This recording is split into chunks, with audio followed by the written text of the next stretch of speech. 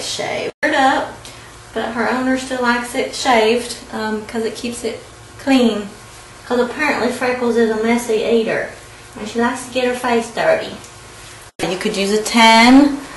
I wouldn't go any shorter than a 15 because you could possibly get razor burn, which is just shaving too close to the skin. Freckles doesn't seem to have very sensitive skin, so I use a 15 with a light touch.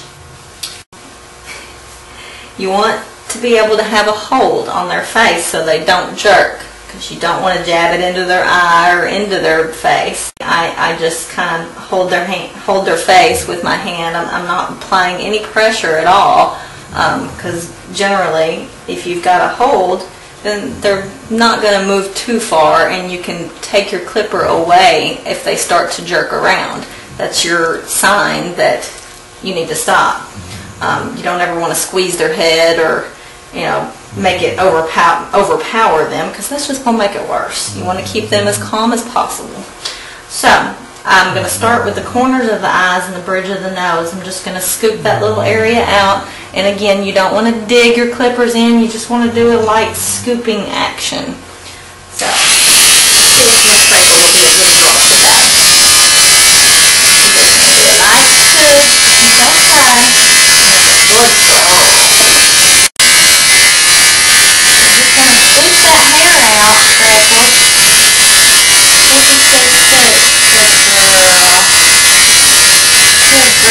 Good girl. Underneath her eyes, getting that real clean. Most dogs get a pet trim. All of them are going to get the corners of their eyes shaved out just because it's just sanitary. So if you wanted to just do that, just for a couple of minutes, you want to check your blade temperature, because most clippers are pretty powerful. And anytime you have the blade on for an extended period of time, that blade is going to get hot. And it's going to be even more irritating to the dog that is already being difficult. So check your blade temp, and if it's even warm to the touch, it could be even more warm to their sensitive areas. So you either change your blade. I don't recommend coolants. I recommend just changing the blade. Keep your blades oiled, lubricated. That way. Flip her ear back to do a clean face. We're going to go all the way from the corner of the eye to in front of the ear canal. And we're going to shave all up underneath her chin to her Adam's apple. That's a good girl. That's a good girl. And you want to stretch that lip out with your thumb. Get a nice smooth slip. Make sure you watch that tongue. They slip that tongue out really fast, and your clipper blade will catch that tongue. You just got to be quick and try to keep their mouth shut with your finger. Again, I'm not applying pressure. I'm just putting enough pressure where they know that I want them to keep their mouth shut or to keep their head still. Most of them do pretty good, but like I said, I wanted to show you on my difficult child, because I know there are others, and they're wondering how in the heck are we supposed to get this dog groomed. But it's all about patience and, you know, the calm, assertive attitude. Generally, if you're calm, they're going to be calm. And if they're not, then just take a break and just relax. And let them know that it's all cool. We're going to get through it. Freckles is doing really great today. She must know she's on camera. Now you're going to have your little spots, like on the lip and in the corners that you couldn't get with the blade. And that's when I use blunt tip edge, so they won't poke anything. And they're really good for dogs that just absolutely insist that you cannot use clippers on them. and you can just take them and you can snip that hair pretty safely. I mean, you still want to keep them pretty still because you could snip skin, or you could snip, you know, their eyelid, and you can get that hair out of their lip by just running your thumb underneath that lip and getting them to close their mouth at the same time afterwards instead of licking it back in there. You just got to be quick. And then you could also clean up the hair around the ear canal for those ones that don't like their ears messed with. Just take those little scissors and snip the hair right around the canal. That way it leaves room for you to clean the inside of the ear. And even dogs that hate their ears being messed with do not mind the nose, the little trimmers.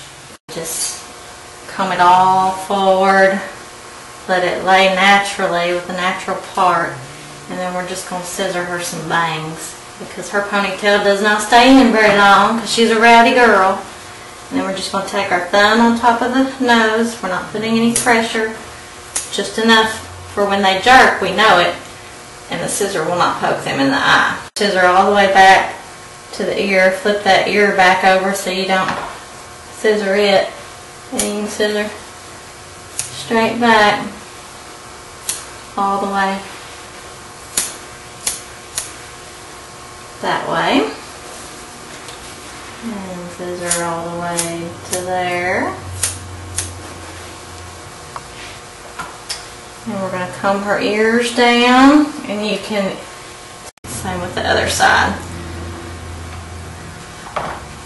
Just run your fingers down, snip off the same amount that you did on the other side. Let it fall natural. Just look underneath. And it's good when they hold their ears up like that, because then you can really see. You can really see the underneath. And her just as cute as a button. Now we're going to pull up her top knot. We like to do two little ponytails. It looks the best on her. And we just take it from the natural part and make sure that you don't get the ear hair in there.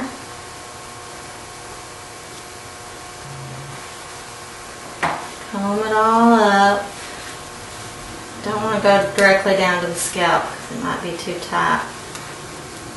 And just wrap it, depending on what rubber band you have, 2 or 3 times. And you can pull it a little bit tight, but don't ever make it tight to the scalp because that could be irritating. Now try to get them to lay to blend in with the ears there.